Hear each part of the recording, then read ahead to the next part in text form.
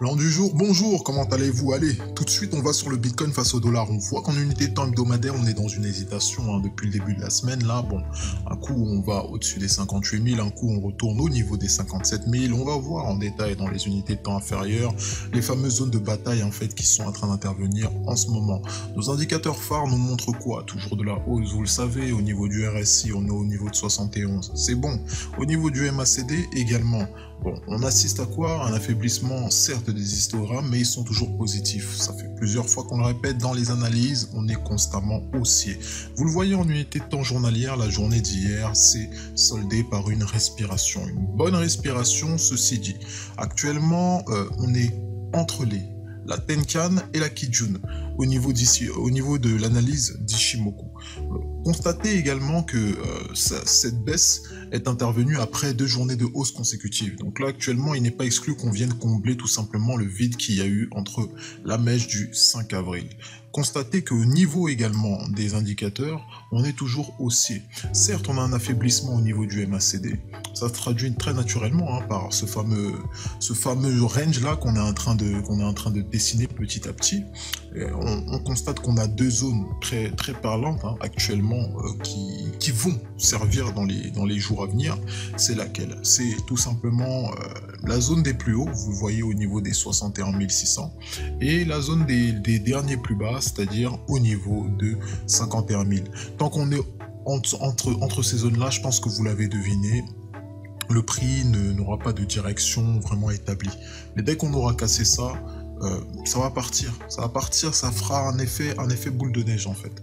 Un effet boule de neige et personne je pense s'y attendra, mais ça risque d'être très très violent. Lorsqu'on consolide pendant une très longue période comme ça, pour rappel, c'est quasiment depuis le 13 mars qu'on fait ces allers-retours là, et c'est une compression qui risque d'en surprendre plus d'un lorsqu'elle va exploser. Regardons de manière plus précise en unité de temps 4 heures ce qui s'est passé hier. Ce qui s'est passé hier, donc on peut l'apercevoir assez simplement, c'est la respiration suite à la hausse qu'on a eue le 5 avril là. Pour l'instant, vous le voyez, on est au sein du nuage. Qui dit être au sein du nuage dit également zone de latéralisation. Donc ça correspond bien à l'analyse qu'on fait actuellement. On latéralise. Bien qu'on ait augmenté, bien qu'on ait monté avec le prix ces derniers temps, on assiste là et on peut pas le nier à une latéralisation. Regardez en unité de temps 1 heure, ça se traduit tout simplement par le cassage du nuage d'Ishimoku. Quand on évolue en dessous du nuage d'Ishimoku en 1 heure, pour rappel, ça peut tout simplement être une respiration dans les unités de temps supérieures, comme on l'a vu. Naturellement, il ne faut pas s'affoler. C'est les day traders qui vont plus se concentrer sur ces unités de temps-là.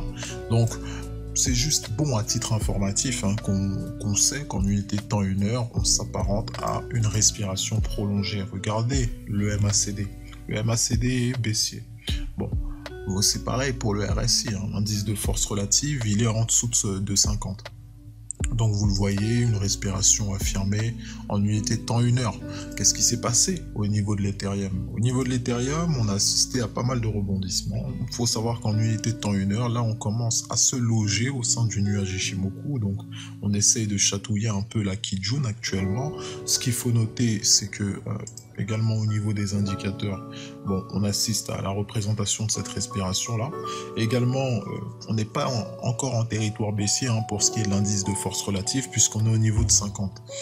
Donc pensez-y que là actuellement ça se joue au niveau d'Ethereum. Pourquoi? Parce que dès qu'on est au-dessus des 2100, on a envie d'aller vers les 2150, mais on observe, quand on observe bien le prix, on sent qu'on commence à créer des niveaux tout simplement vers les 2120.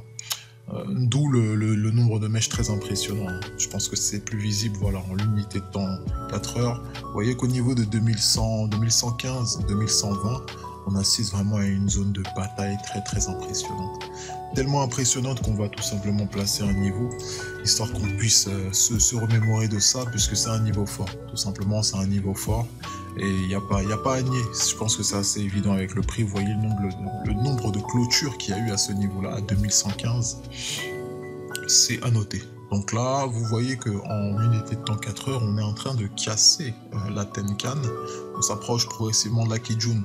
Ça serait bien qu'on ne la casse pas. Ça serait bien qu'on fasse un rebond, tout simplement au niveau de la Kijun, pour ensuite repartir et même casser. Je pense que si on casse de manière claire ces 2115, ça va y aller. Puisque remarquez, en termes d'analyse, il n'y a eu aucun chandelier qui a vraiment clôturé au-dessus de ces 2115 là en unité de temps 4 heures. Donc vous voyez, dès que vous voyez un chandelier qui va clôturer au-dessus, je pense que ça sera un signal fort au moins pour aller récupérer ces 2150 les plus hauts en fait qui ont été faits, et pourquoi pas les dépasser. C'est même ce qui va arriver dans un futur proche. Regardons en unité de temps donc journalière ce qui s'est passé. La journée d'hier, elle s'est soldée tout simplement par une clôture en positif, hein, on va pas se mentir. Après, bon nombre de retests pour dire au niveau de 2100, 2050. Donc, on a quand même pu clôturer en positif, donc ça, c'est une bonne chose. Ceci dit, on a eu trois journées de hausse consécutive, hein, si on fait le calcul. Donc là, il ne serait pas exclu qu'on vienne au moins combler ce vide-là, puisque vous savez que le marché n'aime pas les vides. Hein. Dès qu'il y a un petit peu de vide, il va chercher à le combler, même si c'est par des feintes, il va chercher à le combler. Donc là, actuellement, on fait attention à cette zone-là, la zone au niveau des 2050, entre 2050 et 2100, on sait que bon, il y a pas mal d'activités hein, sur ces prix-là. Et si on montait en unité de temps, là, on se trouve dans l'unité de temps weekly. Donc, en unité de temps hebdomadaire, on voit que notre semaine se passe plutôt bien, ma foi, au niveau de l'Ethereum. Il n'y a pas forcément de quoi s'inquiéter. Au niveau d'Ethereum, là, on est super bien parce que depuis qu'on a confirmé ce fameux W, et ben ma foi, le signal semble se matérialiser et il semble hein, aussi également être en œuvre. Regardons même si vous faites un peu attention au MACD et au RSI, on est vraiment haussier. À partir du moment où on est au-dessus de 70, c'est que vraiment le cours est vachement haussier.